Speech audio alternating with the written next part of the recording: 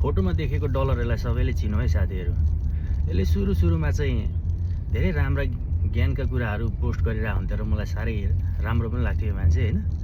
तपाईको सरसफाइ अभियानदेखि लिएर पछिल्लो समयमा हर्क साम्पाङलाई समर्थन गरिरहेको देखिरहेको थिएँ। हर्क साम्पाङ दाइलाई समर्थन गरेको पनि मलाई ठिकै लागिरहेको थियो। तर अहिले यो मान्छे यो डलर के भन्छ भन्दाखेरि तपाईको राजाका पालामा चाहिँ हाम्रा छोरी चेली घरबाट बाहिर निस्किने अवस्था थिएन भन्दै यसले फेसबुकमा टिकटकमा अगुवा फैलाउन थाल्यो। यो डलरलाई तपाईहरुले राम्रो चिन्नु हैन। यो मान्छेलाई यत्रो इतिहास कसरी थाहा हुन्छ? यसले आफ्नो आँखाले देखे जस्तो गर्छ, जबकि यो 40-45 वर्ष भन्दा माथिको मान्छे त होइन होला यो डलरे।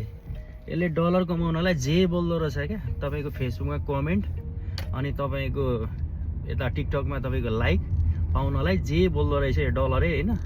सबैले यसलाई चिन्नु होला। अमेरिकामा बस्ने साथीहरूले पनि यसलाई भेट्नुभयो भने जहाँ भेट्नुहुन्छ त्यही ठोक्नु होला यसलाई, यो फटालाई। राजाको पालामा यसले राजा सबै सँगसँगै हिँडे जतिकै गरेर भिडियो हाल्दै थियो चोर फटा।